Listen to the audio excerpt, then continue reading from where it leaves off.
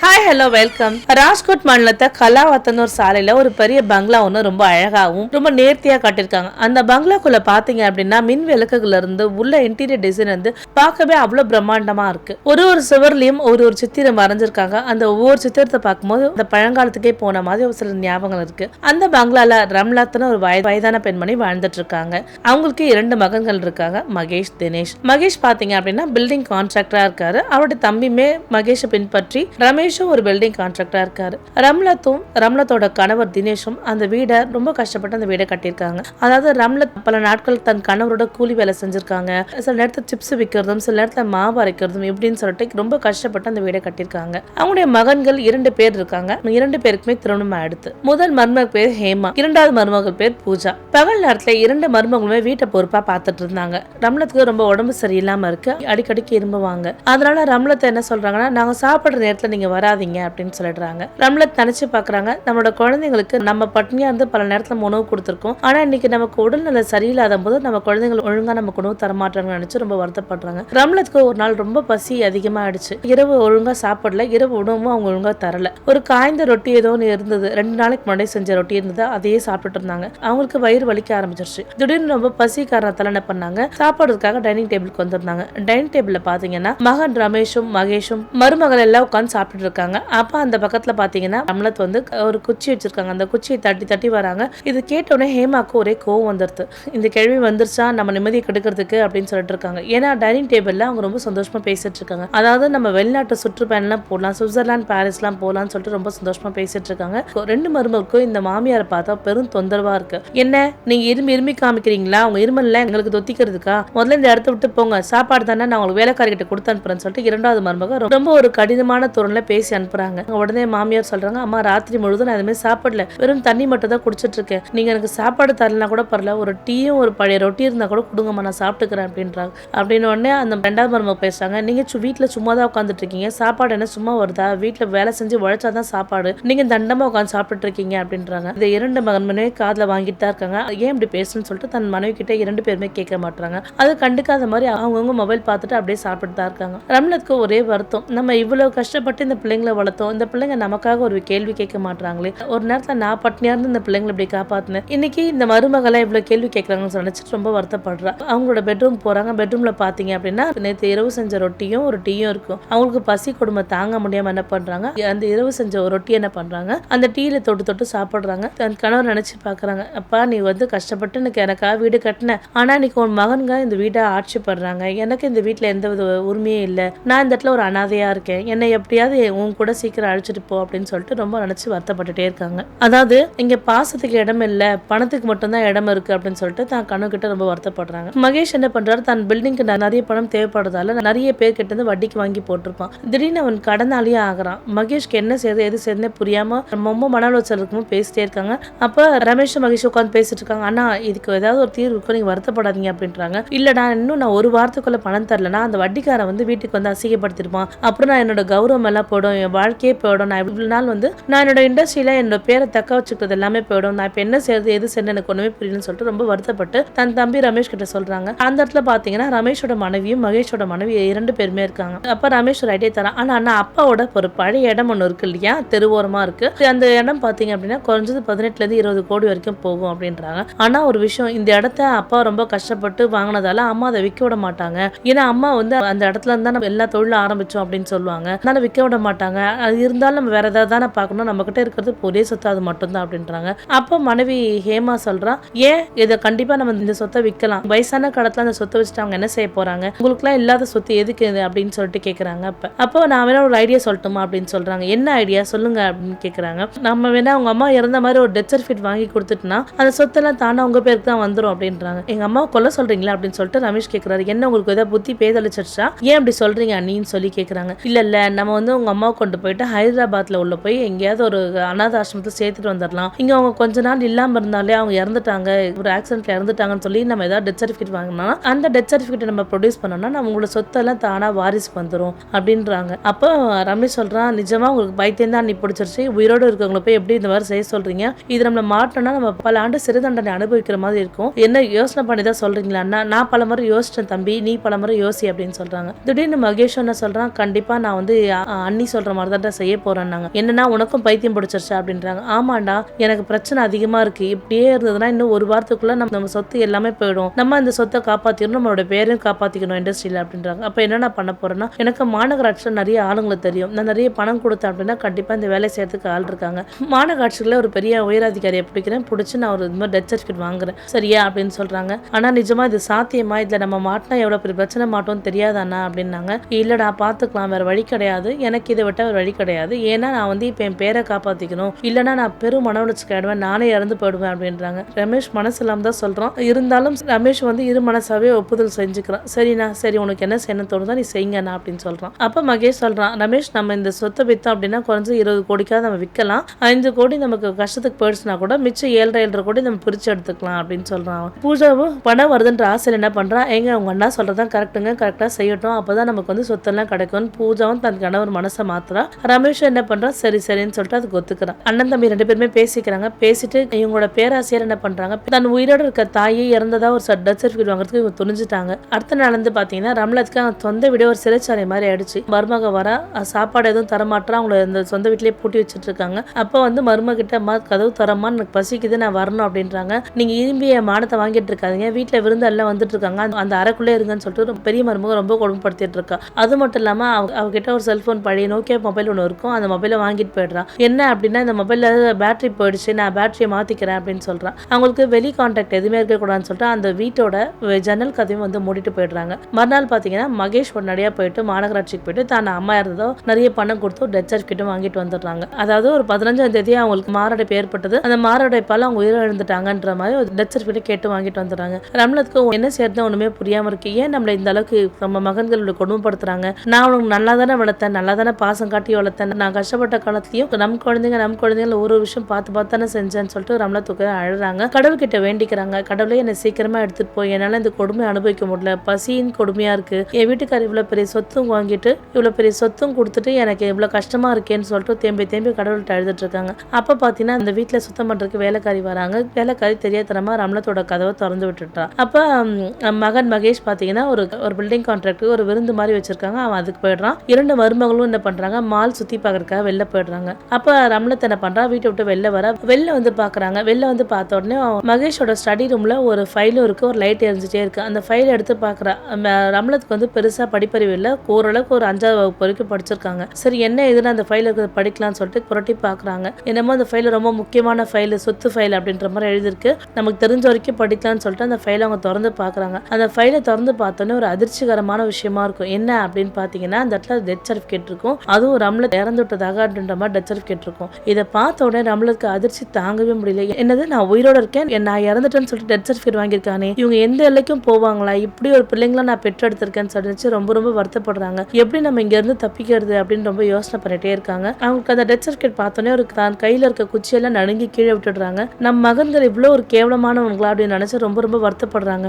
சாப்பாடு தான் நமக்கு போடலன்னு நினைச்சிட்டு இருந்தேன், ஆனா நான் உண்மையாவே அவங்க கொஞ்சம் கூட நம்ம மேல பாசம் இல்லைன்னு இப்ப இந்த டெத் சர்டிஃபிகேட் பார்க்கும்போது தான் தெரியுதுன்னு நினைச்சிட்டு இருக்காங்க. இவ்வளவு பாசமா வளர்த்திருக்கேன், நான் கடைசியா ஒரு பாம்புக்கே பால் ஊத்தி வளர்த்திருக்கேன்னு நினைச்சு ரொம்ப வருத்தப்படுறாங்க. அவங்களுக்கு என்ன செய்யறது ஏது செய்யறது ஒண்ணுமே புரியாம இருக்காங்க. உட்காந்து தேம்பி அழறாங்க. அப்ப யோசனை பண்றாங்க, நம்ம தேம்பி அழணும், நம்ம கணவர் நமக்காக வீடு கட்டி வச்சிருக்காரு, நமக்காக சொத்து சேர்த்திருக்காரு, இவனுக்காக நாமையே அழணும்னு சொல்லிட்டு ஒரு தீர்க்கமான முடிவு எடுக்கலாம் யோசனை பண்ணிட்டே இருக்காங்க ரம்லத். இதுக்கு நம்ம ஒரு தீர்வு கண்டிப்பா காணணும், நம்ம ஏதாவது ஒரு முடிவு செய்யணும், என்ன செய்யறது ரொம்ப நேரம் யோசனை பண்ணிட்டே இருக்காங்க. ரம்லத் என்ன பண்றா, அந்த இடத்துக்கு கிச்சனுக்கு போறா, கிச்சனுக்கு போய் தண்ணி குடிக்கிறா, தண்ணி குடிச்சிட்டு நிம்மதியா பெருமூச்சு விடுறா. இந்த இரவு தான் நம்ம நல்லபடியா தூங்க முடியும், நம்ம ஏதாவது முயற்சி செய்யணும், இல்லாட்டி உங்க சொத்தெல்லாம் வித்துருவாங்க போல, நம்ம உயிரோடு இருக்கும் போதே இந்த மாதிரி சர்டிபிகேட்டை ரெடி பண்ணி வச்சிருக்காங்க, என்னைக்கா இருந்தாலும் இவனுங்க நம்ம கூட இருக்கிறது பெரும் ஆபத்துன்றத ரம்லத் வந்து உணர்றாங்க. நம்ம இனியும் வந்து பயந்துட்டு சாப்பாடு கிடைக்காதுன்னு பயந்துட்டே இருந்தோம்னா நம்ம இங்க உண்மையாவே நம்மள சாகடிச்சாலும் அடிச்சிருவாங்கன்ற பயம் வந்து ரம்லத்துக்கு ரொம்ப அதிகமாவே வந்துருது. ரம்லத் வந்து இப்ப வந்து ரொம்ப ஒரு துணிவான பெண்ணா மாறிட்டே வராங்க. ஒரு யோசனை போயிட்டே இருக்கு ரம்லத்துக்கு. அன்று இரவு பாத்தீங்கன்னா மருமகள் எல்லாம் ஷாப்பிங் போயிட்டு வந்து நல்லா அயர்ந்து தூங்கிட்டே இருக்காங்க.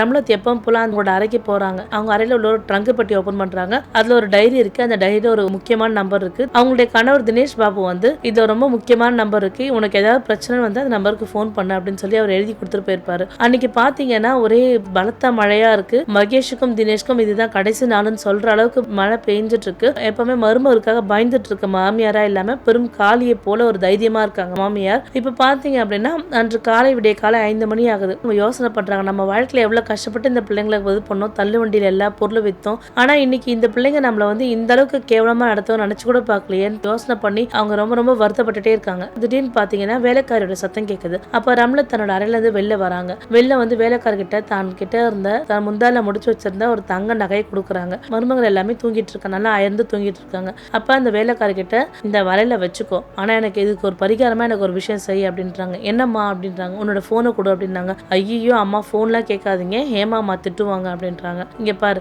உனக்கு இந்த நகை வேணுமா வேணாமா? நாளையில இருந்து நான் தான் இந்த வீட்டுக்கு முதலாளி, உனக்கு இந்த வீட்டுல வேலை வேணுமா வேண்டாமா அப்படின்றாங்க. ஆமாமா வேணுமா, எனக்கு வேலை வேணுமா அப்படின்றாங்க. அப்ப வேலை வேணும்னா இந்த வலையில எடுத்துக்கிட்டு எனக்கு போனை கொடு அப்படின்னு சொல்றாங்க. இந்த வேலைக்காரர் என்ன பண்ணாங்க, போன் எடுத்துட்டு வந்து கொடுத்துட்றாங்க. அந்த ரம்லத் அம்மா வந்து தான் டைரியில பார்த்த போன் நம்பரை போட்டு டயல் பண்ணி பேசுறாங்க. தன்னோட உறவினர் ராம்னு ஒருத்தர் எடுக்கிறாரு. அப்ப அவங்க சொல்றாங்க, நான் ரம்லத் பேசுறேன் அப்படின்னாங்க. என்னங்க அண்ணி நீங்க பேசுறேன்னு சொல்றீங்க, நீங்க தான் 15ஆம் தேதி இறந்துட்டதாகவும் இறந்ததுக்கு வர முடியலன்றக்காக 2 நாள் கழிச்சு நாங்க பூஜை வச்சிருக்கோம் வாங்கன்னு சொல்லி உங்க மகன்கள் எங்களுக்கு சொல்லியிருந்தாங்களே அப்படின்னாங்க. அதெல்லாம் பொய்ப்பா, நான் வந்து இறந்ததா அவங்க டெத் சர்டிஃபிகேட் வாங்கியிருக்காங்க. இந்த மாதிரி வந்து இந்த மாதிரி உங்க அண்ணனோட சொத்தை விற்கிறதுக்காக ஏற்பாடு பண்ணியிருக்காங்க. அந்த சொத்தை விற்கிறதுக்கு என்ன கையெழுத்து கேட்டால் நான் கையெழுத்து போட மாட்டேன், உங்களுக்கு ரொம்ப நல்லாவே தெரியும். அதனால இவங்களாம் என்ன பண்ணிருக்காங்க, ஒரு டெத் சர்டிஃபிகேட் வாங்கியிருக்காங்க அப்படின்றே. அவரு பிரபலமான ஒரு அட்வொகேட்டும் கூட. அவர் அதை கேட்டு ரொம்ப அதிர்ச்சியாராரு. என்னை எப்படியாவது இங்க வந்து காப்பாத்து, என்னை வந்து ஒரு சிறை கைதி மாதிரி வச்சிருக்காங்க, எனக்கு உணவும் தர மாட்டாங்க, ரொம்ப கொடுமைப்படுத்திட்டு இருக்காங்க, இவங்களோட பணம் பேராசையால ரொம்ப கொடுமைப்படுத்திட்டு இருக்காங்க, தயவு செய்து எனக்கு காப்பாத்து அப்படின்றாங்க. சரிங்க நீ வருத்தப்படாதீங்க, இந்த 2வது நாள்ல நீங்க பூஜை நடக்கட்டும், பூஜை நடக்கும்போது நான் வரேன், நான் வந்து பாத்துக்கிறேன், நீங்க எதையும் பத்தியுமே வருத்தப்படாதீங்க அப்படின்னாங்க. ஆனா பிள்ளைங்கள் எப்படி எப்படியோ கேள்விப்பட்டிருக்கேன், நீ உங்க பிள்ளைங்க மாதிரி நான் இந்த மாதிரி பிள்ளைங்களை கேள்விப்பட்டதே இல்லை, இவ்வளவு கேவலமான இழிவான செயல் செய்வாங்க நான் நினைச்சு கூட பார்க்கல நீ அப்படின்றாங்க. சரிப்பா நான் உங்களுக்கு போன் பண்ண மாதிரிலாம் நீ காமிச்சிக்காத, நீ வந்து என்னை காப்பாத்து, நான் பங்களால உள்ள பின்னறையில உள்ள ஒரு சின்ன வேஸ்ட்லாம் போட்டு வைக்கிற ஒரு ரூம் இருக்கு, அந்த ரூம் கூட தான் நான் இருக்கேன், எப்படியா வந்து நீ என்னை காப்பாத்து, நீ வருவன்ற நம்பிக்கையில நான் இருக்கேன் அப்படின்னா. கண்டிப்பா நான் வருவேன், நீங்க பயப்படாதீங்க அப்படின்றாங்க. ரம்ல தான் டெத் சர்டிஃபிகேட் பார்த்ததும் எதுவுமே காமிச்சிக்காம எப்பவும் போல அந்த அறையில உட்காந்துட்டே இருக்காங்க. மருமகள் எப்பவும் பொழுத்திட்டே ஒரு உணவு எடுத்து வந்து கொடுத்துட்டு போறாங்க. அப்ப ரம்லத் மனசுக்குள்ள நினைச்சுக்கிறாங்க, 2 நாளா எனக்கு ஒரு விடிவு காலம் பிறக்கும், இதனால நான் ஒரு வாழ்க்கையில நல்ல இடத்துக்கு வர போறேன் நினைச்சிட்டு சந்தோஷமா படுத்துட்டு இருக்காங்க. அடுத்து ஒரு 2 நாள் கழிச்சு பாத்தீங்க அப்படின்னா அந்த வீட்டுல பூஜை நடக்குது. யாரு ரம்லத்தோட போட்டோ வச்சுட்டு கண்ணீரஞ்சலி செய்யற மாதிரி ஒரு அந்த குடும்பமே சேர்ந்து நடிக்கிறாங்க. என்ன அப்படின்னு பாத்தீங்க அப்படின்னா உறவினர் எல்லாருமே கூப்பிட்டுருக்காங்க. இந்த மாதிரி மாரடைப்பால இறந்ததால திடீர்னு இறந்ததால புதைச்சிட்டதாகவும் அவங்களுக்கு காரியம் செய்யறதுக்காக இந்த 2 நாள் கழிச்சு இந்த பூஜை வச்சிருக்கதாகவும் உறவினர் எல்லாருக்குமே சொல்லியிருக்காங்க. அங்க பாத்தீங்கன்னா உறவினர் எல்லாருமே வந்திருக்காங்க. மருமகளும் மகன்களும் என்ன பண்றாங்க, கண்ணுல கிளிசரின் போட்டு ரொம்ப கண்ணீர் வருவது மாதிரி ரொம்ப நடிச்சுட்டே இருக்காங்க, ரொம்ப வருத்தப்பட்டு இருக்காங்க. எல்லாம் இந்த சடங்கெல்லாம் நடந்துட்டு இருக்கு. உறவினர்களை பெரியவங்க எல்லாரையும் கூப்பிட்டுருக்காங்க. பெரியவங்க எல்லாம் கூப்பிட்டுனே ரம்லா நல்லபடியே சொர்க்கத்துக்கு போய் அடையட்டும்னு சொல்லிட்டு எல்லாரையும் பிரார்த்தனை பண்ணிக்கிறாங்க. மறுபக்கம் பாத்தீங்கன்னா இந்த பங்களாக்கு பின்னாடி ஒரு பெரிய கான்ஃபரன்ஸ் ஹால் இருக்கு. அந்த கான்ஃபரன்ஸ் ஹாலுக்குள்ள ஜெயேஷ் பாண்டேன்னு சொல்லிட்டு ஒரு பெரிய கோடீஸ்வர பில்டர் வராரு. அவங்களுடைய இடத்த தன்னோட அப்பாவோட இடத்த வாங்கிக்கிறதா சொல்லிட்டே இருக்காரு. அவங்க சொல்றாங்க, நான் வந்து 18 கோடிக்கு ரமேஷும் மகேஷும் சேர்ந்து அவங்க அப்பாவோட இடத்த விற்கலான்னு பிளான் பண்ணி பேசியிருக்காங்க. அவரும் அந்த இடத்துக்கு ஒத்துக்கிட்டாரு. இப்ப முன் பணமா என்ன பண்றாரு, 5 கோடி தர, மிச்சம் பணம் ரெஜிஸ்ட்ரேஷன் முடிஞ்சோடனே 13 கோடி வாங்கிக்கோங்க அப்படின்னு சொல்றாரு. இந்த பணத்தெல்லாம் பார்த்தோன்னே மகேஷ்க்கு ஒரே சந்தோஷம். அப்பாடா இனி நம்ம கடன் பிரச்சனை தீர போது, நம்ம வாழ்க்கையில நல்லபடியா இருக்க போறோம், இந்த இடத்த வித்துட்டு நம்ம நிறைய ஃபாரின் ட்ரிப் எல்லாம் போக போறோம் அப்படின்னு நினைச்சிட்டு என்ன பண்றாங்க, அந்த இடத்துல ஜெயேஷ் பாண்டே வந்து ஒரு டாக்குமெண்ட்ஸ்ல கொண்டு வந்திருப்பாரு. இதுல சைன் போட்டுருங்க அப்படின்னு சொல்லிட்டு டாக்குமெண்ட்ல கொண்டு வந்திருப்பாரு. சைன் போடுற நேரத்துல பாத்தீங்கன்னா அந்த வீடு ஃபுல்லாவே ஒரே சைரன் சத்தமா இருக்கு. ஒண்ணுமே புரியாம இருக்கு, என்ன திடீர்னு சைரன் சத்தம் சொல்லிட்டோன்னே மகேஷ் என்ன பண்றா, கையெழுத்து போடுறதை நிப்பாட்டிட்டு வெளில வந்து பாக்குறான். அந்த இடத்துல பாத்தீங்கன்னா 3 நிறைய போலீஸார் வந்திருக்காங்க. தன் சொந்தக்காரர் ராம் அட்வொகேட்டும் வந்தது. மகேஷ்க்கும் ரமேஷ்க்கும் என்ன சேர்ந்தவனும் புரியல. இதுல ஹேமாவும் பூஜாவும் ஒரு மாதிரி திணறி அப்படியே இருக்காங்க. என்னது, ஏன் திடீர்னு போலீஸ் வந்திருக்காங்க அப்படின்னு சொல்லிட்டு உடனே என்ன பண்றா, மகேஷ் வந்து தன்னோட பூஜை செய்யற அறைக்கு வரான். அப்ப அங்க போலீஸார் ஜடேஜா வராரு. ஜடேஜா வந்து மகேஷோட கண்ணத்திலே ஒரு அறை விடுறாரு. என்ன பண்றீங்க, ஏன் அப்படி என்ன அரிக்கிறீங்க, நான் வந்து எங்க அம்மா இறந்து போன துக்கத்துல இருக்கேன், நீங்க துக்கத்துல வந்து இந்த மாதிரிலாம் செய்யலாமா அப்படின்றாங்க. அப்ப என்னது துக்கத்துல இருக்கீங்களா, வீட்டுல உயிரோட அம்மா வச்சுட்டு துக்கமா அனுசரிக்கிறீங்கன்னு மறுபடியும் இன்னொரு அடி அடிக்கிறாரு. என்னது வீட்டுல உயிரோட வச்சுட்டு பொய்யா சொல்ற அப்படின்றாங்க. உடனே அந்த பில்டர், அந்த பணக்கார பில்டர், என்ன சொல்றீங்க அப்படின்னா, ஆமாப்பா அந்த போலீஸ் சொல்றாரு அந்த பில்டர் கிட்ட, ஆமா இவங்க அம்மாவை பின்னாடி வீட்டுல மறைச்சு வச்சுட்டு இவங்க இறந்த மாதிரி நடிக்கிறாங்க அப்படின்னா. அப்போ உடனே அந்த பில்டர் ஜெய்ஷாக்கு ரொம்ப கோவம் வந்துட்டு, எல்லா பணமும் எடுத்துக்கிட்டு நான் இனிமேதான் நான் உங்களுக்கு ஒரு மிகப்பெரிய எதிரியா மாற போறேன்னு மட்டும் நினைச்சுக்கோங்கன்னு சொல்லிட்டு பணத்துல எடுத்துட்டு அந்த இடத்துல இருந்து பில்டர் கிளம்பிடுறாரு. அட்வொகேட் என்ன பண்றாரு, அந்த இடத்துக்கு ஒரு போலீஸ்காரர் கூட்டு வர்றாரு. போலீஸ்காரர் கதவை உடைச்சு அவங்க வெளில கொண்டு வராங்க. அவங்க வெளில வந்ததை பார்த்தோன்னே உறவினர்கள் எல்லாருமே ஒரு அதிர்ச்சி ஆயிட்டாங்க. என்னது இது, இறந்துட்டாங்கன்னு சொல்றாங்க, 5 நாளைக்கு முன்னாடி பார்த்தா இவங்க உயிரோட வந்து நிக்கிறாங்களேன்னு சொல்லிட்டு எல்லாருமே ஒரே ஆச்சரியமா பாக்குறாங்க. பாத்தீங்க அப்படின்னா ரமேஷும் மகேஷும் பித்தலாட்டம் பொய் எல்லாமே எல்லாரும் முன்னாடியே தெரிய வந்தது. போலீஸ்காரங்க அடிச்சு சொல்றாங்க, இவங்க தான் இந்த மாதிரி ஒரு சொத்துக்காக ஆசைப்பட்டு தன் தந்தை சொத்தை விற்கணும்ன்ற எண்ணத்தோட என்ன பண்றாங்க, தன் தாய் இறந்ததாக பொய்யா மாநகராட்சி வந்து சர்டிபிகேட் வாங்கியிருக்காங்க. இவ்வளவு கேவலமான செஞ்ச பிள்ளைங்க இவங்க தான் அப்படின்னு சொல்லிட்டு போலீஸ்காரன் சொல்ற உடனே என்ன பண்றாங்க, ரமேஷும் மகேஷும் தன்னோட தாய் காலில் விழுந்து அழுகுறாங்க. அம்மா நான் செஞ்சதெல்லாம் தப்பு தான் அப்படின்னு சொல்லிட்டு ஒரு போலி கண்ணீர் விடுறாங்க. அப்ப ரம்லத்துக்கு ரொம்ப கோவம் தான், அவங்களை எட்டி உதச்சிடுறாங்க. உங்களை குழந்தைங்கன்னு சொல்லிட்டு ரொம்ப பாசமா பார்த்து வளர்த்தேன், ஆனா நான் 2 பாம்பு வளர்த்திருக்கேன், 2 பாம்புமே கடைசியா என்ன கொத்துறதான் பார்த்தது. எப்படிடா உங்களுக்குலாம் மனசு வந்துச்சு? நான் ஒரு காலகட்டத்திலும் சாப்பாடு எல்லாம் இல்லாம இருக்கும் போது தன் குழந்தைங்க சாப்பிடணும்னு சொல்லிட்டு பல நாள் பட்னியா இருந்து உங்களுக்கு சாப்பாடுலாம் விட்டுருக்கேன். ஆனா மனவார நான் சாப்பிடலன்னு சொன்னது கூட உங்க மனைவிகளை உங்களால எதிர்த்து கேள்வி கேட்க முடியல, அம்மாவுக்கு சாப்பாடு போடுன்னு சொல்ல முடியல. அதெல்லாம் நான் பெருசா எடுத்துக்கலாம். ஆனா நீங்க நான் உயிரோட இருக்க என்னையே நான் இறந்ததா சர்டிபிகேட் வாங்கின பத்தியா, என்னால ஒரு காலமா அந்த விஷயத்த மன்னிக்கவே முடியாதுடா அப்படின்றாங்க. அப்படின்னா அம்மா மன்னிச்சிருக்குமான்னு திருப்பி மறுபடியும் கேட்கறாங்க. உடனே அந்த ராமு அட்வொகேட் என்ன பண்றாரு, தான் கையில இருந்து ஒரு பழைய ஒரு மஞ்சள் பேப்பர் ஒன்று எடுத்துட்டு இருக்காரு. என்ன பாத்தீங்க அப்படின்னா, ரம்லத்தோட கணவர் தினேஷ் பாபு உயிர் எழுதியிருப்பாரு. தன் மனைவியை யாராவது கொடுமைப்படுத்தி சித்திரவதைப்படுத்தினாலும் இந்த சொத்து அனாத ஆசிரமத்துக்கு போயிடும். அது மட்டும் இல்லாம இந்த சொத்து உள்ள இடத்துல கோசாலையும் நடத்தலாம், அவங்க இதுல ஒரு 1/4 பங்கு கோசாலைக்கு கொடுக்கணும் அப்படின்னு சொல்லிட்டு எழுதியிருக்காரு. அப்ப இதை கேட்ட உடனே ரமேஷ்க்கும் மகேஷும் உட்காந்து தேம்பி அழறாங்க. அம்மா நான் மன்னிச்சிருங்கம்மான்னு எவ்வளவு கேட்கறாங்க. ரம்லத்துக்கு இவங்களை மன்னிக்கணுன்ற எண்ணம் கொஞ்சம் கூட கிடையாது. உடனே ஜடேஜா போலீஸ் என்ன பண்றாங்க, ரமேஷும் மகேஷும் கைது செய்துட்டு போறாங்க. அது மட்டும் இல்லாம இவங்களுக்கு சொந்தமான தங்க நகைகள் எல்லாமே ரம்லத்துக்கு போய் சேரணும் அப்படின்னு சொல்றது அந்த உயிரில் எழுதியிருக்கும். அப்ப உடனே ஹேமாவும் பூஜா நினைக்கிறாங்க, அக்கா நம்ம கிட்ட இருந்த நகையெல்லாம் போக போகுதுன்னு சொல்லிட்டு உட்காந்து தேம்பி அழறாங்க. ரொம்ப வருத்தப்படுறாங்க. போலீஸ்கார ஜடேஜா, காவல் ஆய்வாளர் ஜடேஜா என்ன பண்றாங்க, இவங்க 2 பேருமே அரெஸ்ட் பண்ணி கூட்டு போறாங்க. அப்ப எவ்வளவோ கெஞ்சுறாங்க, அம்மா நீ நினைச்சேன் வாழ்க்கையை மாத்த முடியாது, தயவுசெய்து நான் தெரியாம செஞ்சுட்டேன், என்ன மன்னிச்சுக்கோ அப்படின்னு சொல்றாங்க. இதுக்கு மேல உங்களை ஒரு காலம் மன்னிச்சிட்டேன்னா நான் மறுபடியும் பாம்பு எடுத்துட்டு என் வீட்டுக்குள்ள வளர்க்குற மாதிரி தான், ஆனா ஒரு காலமும் உங்களை நான் மன்னிக்கவே மாட்டேன் அப்படின்னு நினைச்சிட்டு இருக்காங்க. 2 பேருமே காவல் ஆய்வாளர் அழைச்சிட்டு போறாங்க. அப்ப ரம்லத் என்ன பண்றாங்க, தன்னோட 2 மருமகளையும் கூப்பிடுறாங்க. இந்த 2 மருமகளையும் கூப்பிட்டு இனிமே உங்களுக்கு இந்த வீட்டுக்கு ஒரு உரிமையும் கிடையாது, நீங்க வீட்டு வெளியேறலாம் அப்படின்றாங்க. 2 மருமகளுமே அழுதுட்டே வந்துட்டு இருக்காங்க. நம்ம செஞ்ச பாவெல்லாம் நமக்கே சேருச்சு அப்படின்னு சொல்லிட்டு ரொம்ப வருத்தப்பட்டே இருக்காங்க. அந்த வீட்டுல பாத்தீங்க அப்படின்னா ரம்லத் அம்மா ஒரு 30 அனாதை குழந்தைங்களை எடுத்து வளர்க்குறாங்க.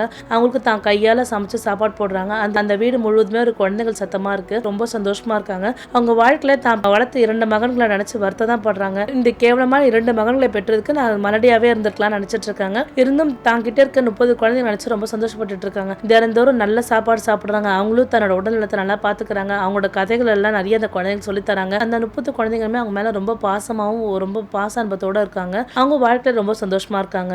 இப்ப அந்த 30 குழந்தைக்குமே ரம்லத் தாயா இருக்காங்க. அது மட்டும் இல்லாம ரமேஷும் மகேஷும் சிறைச்சாலையில ரொம்ப வருத்தப்பட்டுட்டே இருக்காங்க. நம்ம அம்மாக்கு எவ்வளவு பெரிய துரோகத்தை செஞ்சிருக்கோம், அந்த துரோகத்தோட பயனை தான் இன்னைக்கு நம்ம அனுபவிச்சிருக்கோம் சொல்லி ஒரு நாளும் அதை நினைச்சு வருத்தப்பட்டு தான் இருக்காங்க. அது மட்டும் இல்லாம ரம்லத் அந்த ஒரு இடத்துல சிறிய ஒரு இடத்துல சில பசுக்களையும் வாங்கி வளர்த்துட்டு இருக்காங்க.